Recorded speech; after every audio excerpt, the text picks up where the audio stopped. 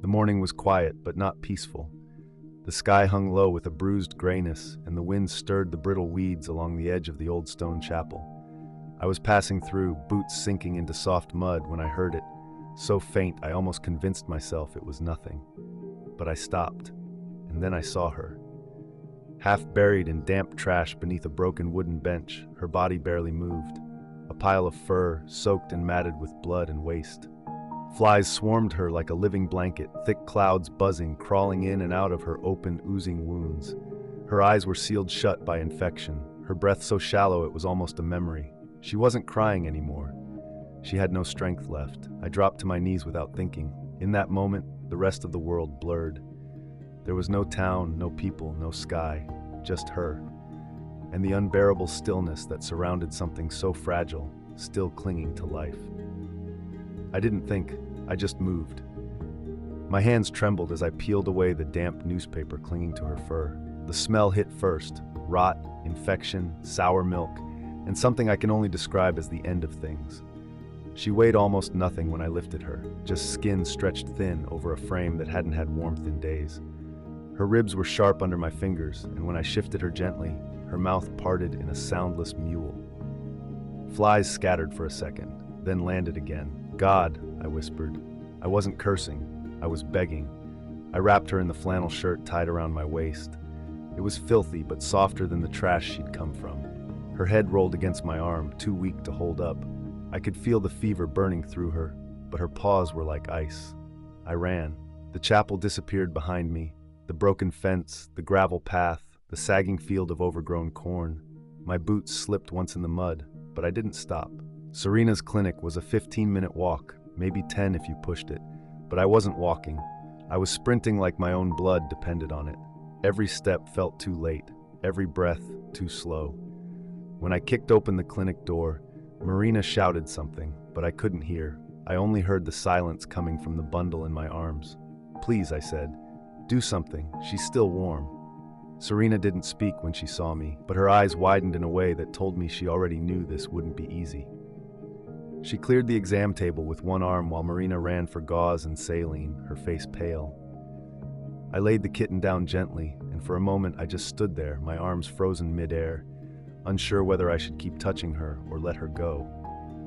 Lena, though I still hadn't called her that, lay limp on the cold steel, her sides barely rising, her fur peeling from her back in patches where the flies had nested deep.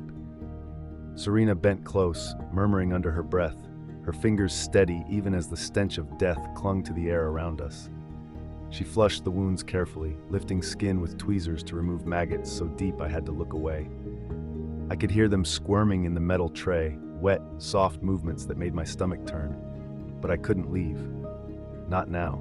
Serena worked fast, her voice calm but low as she assessed the damage. One eye was lost to infection. Her ears were raw, chewed nearly through in places. Dehydration, starvation, septic shock. And still, somehow, this kitten was alive. As the clinic filled with sterile light and the hum of equipment, Marina turned to me and asked what had happened, where I'd found her, how long she'd been like this. But I didn't know. I only knew that something had shifted inside me the moment I saw her. I wasn't here out of pity. I was here because that tiny thing had looked like hope with a heartbeat, and I wasn't ready to let it go. For the first 3 days, I barely left the clinic. I slept on a folded blanket in the corner office, waking to every whimper, every shift in Lena's breathing. Serena had placed her in an incubator meant for neonatal puppies, a soft stream of warmth surrounding her paper-thin body, while Marina fed her fluids drop by drop through a trembling syringe. Each time her tiny mouth opened to accept it, I felt like we'd stolen one more second from whatever was waiting on the other side. Her body was riddled with infections, staph, parasites, a festering wound along her hind leg that had begun to eat into the muscle, but she clung to life like it was stitched into her bones. I had started to believe she might make it. And then, just after midnight on the third night, her body went cold. It didn't happen gradually. One minute I was cleaning the feeding tube connector. The next, I looked down and saw her curled on her side, stiff and still. No twitch, no breath. I froze, not fully believing it. Serena was already asleep upstairs, Marina long gone home, and for a moment I was the only one in the world who knew she was gone. I reached in to lift her, but as my hand touched her flank, her eyes opened, wide, glassy, and blank. Not dead, but not present either. She began to spasm violently, her body arching against the incubator wall. It wasn't just fever now. Something was shutting down, and we had no idea what. Serena came running the second I banged on the doorframe, hair loose, face creased with sleep and alarm. I stepped back as she reached the incubator, watching her eyes flick rapidly between Lena's jerking body and the screens beside her. The heart rate monitor was skipping, erratic, each beep a scattered breath in the silence of the room. Serena didn't speak, not to me, not to herself, but her hands moved fast, adjusting the oxygen levels, injecting something into the IV line I couldn't recognize. "Seizure," she finally said, her voice sharp, mechanical. "Neurological. Could be trauma, could be too much fluid, could be too much suffering." That last word barely made it out, like it caught in her throat before she could stop it. Marina arrived 20 minutes later, still in her pajamas, her eyes swollen from sleep. She stopped in the doorway, frozen, and for the first time, I saw something flicker across her usually soft face. Doubt, maybe even fear. Is she dying?" she whispered, not to anyone in particular. "She's not dead," I said, maybe too fast, too harsh. "She's fighting." But Serena didn't answer. Her silence said everything. In the hours that followed, tensions began to stretch like thread pulled too tight. Marina wanted to move Lena home with me, where she could be held, touched, loved, even if she didn't make it. Serena refused, said she needed machines more than affection. And me? I stood between them, torn in half, unsure if loving her now meant keeping her alive or letting her go. By the 5th day, the clinic began to feel less like a place of healing and more like a waiting room between worlds. Lena's seizures had eased, but she hadn't moved since. Her limbs hung limp when we adjusted her bedding, and she no longer flinched when we touched her wounds. The spark was still there, faint, flickering behind those damaged eyes, but it was getting harder to see. And outside those walls, the world hadn't stopped moving. News of the rescue had spread through the village faster than I expected. Irina, the quiet teenager who left scraps behind the chapel, had told her friends who told their parents, who told Niku, the mayor. And now he was standing in the clinic doorway, arms crossed, his mouth pulled tight into a line. "You're wasting resources," he said without greeting. "That cat should have been put down." The silence that followed wasn't accidental. Serena didn't look up from her chart. Marina stiffened but said nothing. I didn't answer either, not because I didn't have words, but because the ones I wanted to say didn't belong in front of him. He stayed just long enough to plant the seed. When he left, it felt like a draft had entered the building, brushing every corner of the room with unease. That night, Marina confessed that someone had thrown a dead rat at the clinic's gate. A message. Some people thought kindness was weakness, and saving a dying kitten meant encouraging more strays. And suddenly, this wasn't just about Lena anymore. I sat alone that night, the clinic dim, except for the soft glow from the incubator and the rhythmic hum of machines I barely understood. Lena lay still inside, her chest lifting with effort, her paw twitching every so often as if some part of her was still dreaming. I kept thinking, what if this is the best she'll ever have? What if everything we're doing is just stretching the suffering out thinner, making it quieter, more polite, but no less cruel?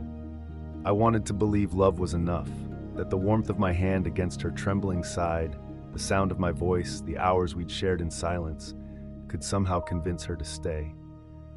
But that night I also saw myself more clearly than I wanted to. I wasn't just fighting for her.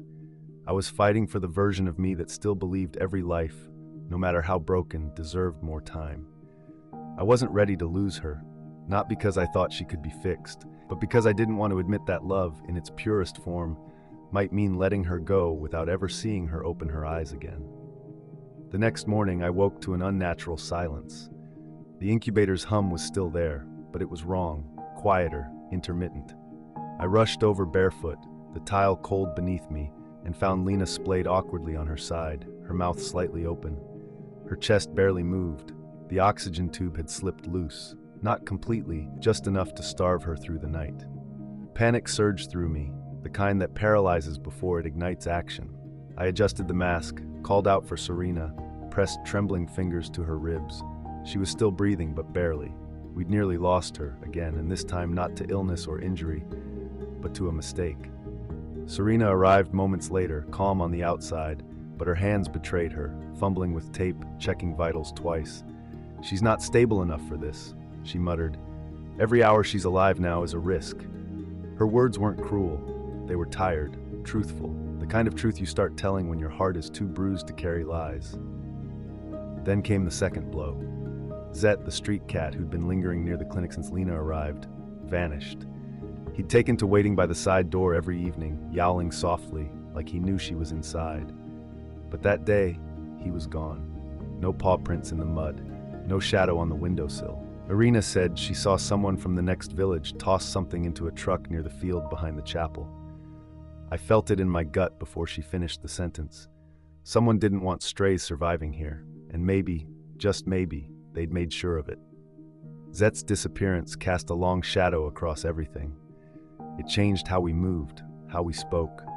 Even Marina, usually buoyant in her nervous energy, had grown quieter, more careful with her words and gestures around Lena. She'd begun humming when she cleaned the incubator. Soft, unfinished melodies that sometimes brought the smallest twitch in Lena's paw, like her body remembered comfort even if her mind couldn't. I watched it happen from the edge of the room, that silent exchange, and something about it hollowed me out in the best and worst ways. We weren't just treating a kitten anymore. We were trying to keep a pulse alive that held us all together. Irina started visiting after school, sneaking through the back gate with a slice of bread or an apple tucked into her coat pocket for the other cats that circled at a distance. She rarely spoke, but every day she came and stood near the window, eyes fixed on Lena's rising and falling chest, her fingers curled against the glass. I never asked why. Some griefs are shared in silence. Even Serena, who had started this journey with clinical detachment, had begun brushing Lena's ears with the back of her finger during checks, whispering, "You're stubborn, aren't you?" As if trying to convince herself that maybe, just maybe, stubbornness was enough. For me, the bond had become something wordless, painful even. I found myself talking to Lena at night, quiet things, like memories I didn't share with anyone else. I told her about the first cat I'd ever lost, about the boy I used to be, about how I never planned to care this much again. And still, every morning I woke up beside her, just to make sure she was still breathing. The clinic no longer felt like a sanctuary. It had become a pressure chamber, where every breath we took was heavier than the last. Serena pulled me aside on a Wednesday morning, her voice low but her eyes unwavering. "We need to make a call, Mate. You know that." I didn't respond. I just looked past her to the table where Lena lay, still breathing, still broken. Every day brought a new complication. Her kidneys had begun to fail. She'd lost even more weight. And still, somehow, her heart kept beating like it hadn't heard the news. Marina stood on the other side of the room, arms folded tightly across her chest, refusing to look at either of us. "You want to kill her because she's inconvenient?" she snapped, her voice shaking. "Because she doesn't make your numbers look good?" "It's not about numbers," Serena replied, quietly but firmly. "It's about dignity." That word dignity hit like a stone to the gut. I wanted to scream that there was dignity in fighting too, that survival wasn't always beautiful or fair, but it was real. But the truth was, I didn't know anymore. I couldn't tell if we were keeping Lena alive for her or for us. The conflict didn't end there. Father Cyprian had heard rumors about money being spent, resources drained. He came by that evening with folded hands and soft warnings, saying good understand if we chose not to prolong what nature had already begun. That night, I didn't sleep. I just sat beside her and watched the machines, listened to the faint rasp of her breath, and tried to imagine what she'd want, if she could speak. But all I heard was the silence between us, and the weight of a choice I no longer knew how to make. Emotionally dense, flowing with tension and vulnerability. Decisions tightened their grip on everyone involved. The next confrontation didn't come with shouting. It came with silence that sliced clean through the middle of the room. Serena laid Lena's latest chart on the counter and stepped back, arms folded, eyes fixed on the floor, like she couldn't bear to say it out loud. "It's time," she said eventually, not looking at me. "Her organs are failing, she's in pain even when sedated, and if we keep her like this, it's not rescue anymore, it's cruelty." I stood there, rooted, my mouth opened, but the words didn't come. Marina was already crying, quiet, angry tears that ran straight down her face. "We promised her," she whispered. "We promised she was safe here." Serena's voice was steady, but her jaw was tight. Safe doesn't mean forever. Safe means not suffering. Irina had arrived just in time to hear the last part. She didn't speak at all, just crossed the room and placed something small beside Lena's blanket. A little silver ring, child-sized. She had worn it every day since I met her. Then she turned and walked out, shoulders trembling. I watched all of them. Serena bracing herself behind duty, Marina drowning in helplessness, Irina slipping away, and felt something fracture deep inside me. This wasn't just about a kitten anymore. It was about the weight we carry when we love something fragile. I wanted to scream, to beg the world for one more miracle. But all I could do was take Lena's paw in my hand and promise that whatever happened next, it wouldn't be because we gave up. It would be because we loved her enough to let the truth hurt. The clinic felt different that night, quieter, heavier, as if the walls themselves were listening. We didn't speak much.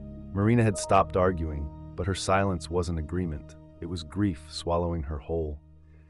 She stayed curled in the chair by the incubator, one hand resting near Lena's side, like letting go completely might break her. Serena sat at her desk, chart untouched, gaze locked out the window where the fields blurred into the dark. I knew she was waiting for me to say the words, but they caught in my throat, thick and unspoken. I spent hours just watching Lena. Her breath came in soft, halting pulses. Her eyes, though open, no longer tracked sound or light. Her limbs, once twitching with instinct, had gone slack.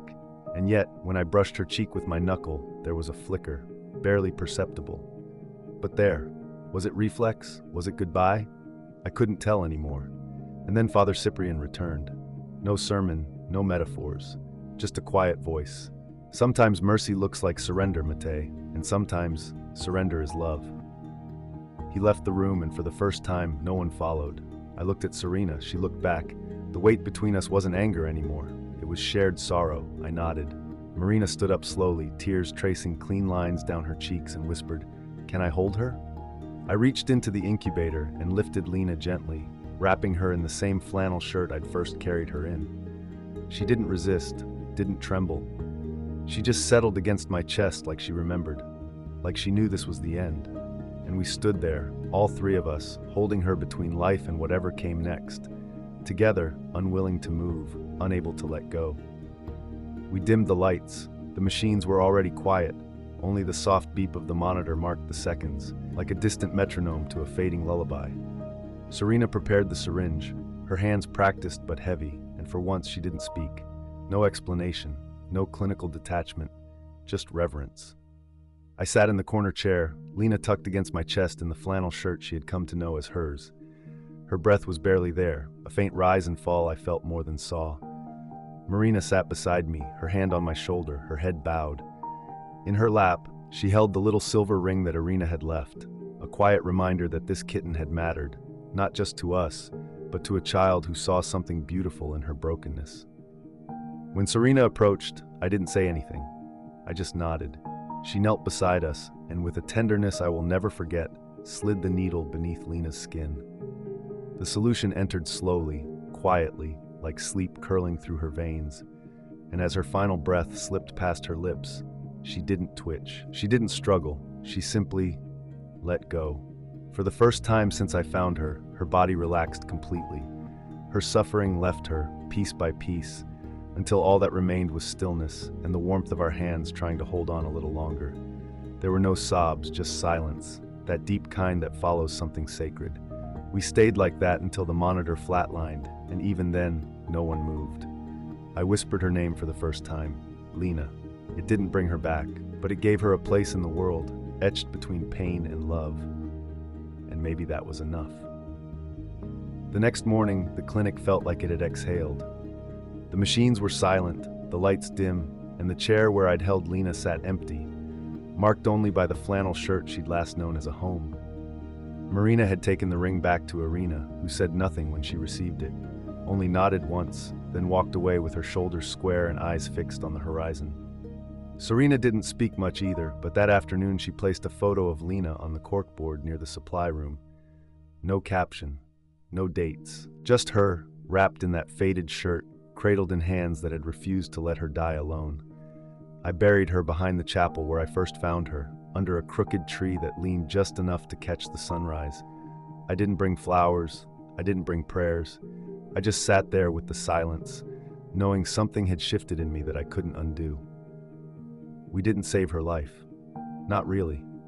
But we saved her from dying unloved. And maybe that's what rescue means. In the end, not fixing, not erasing suffering, but witnessing it, holding it, refusing to look away. If you've ever loved something fragile, you understand. Lena didn't stay in this world long, but her story isn't over.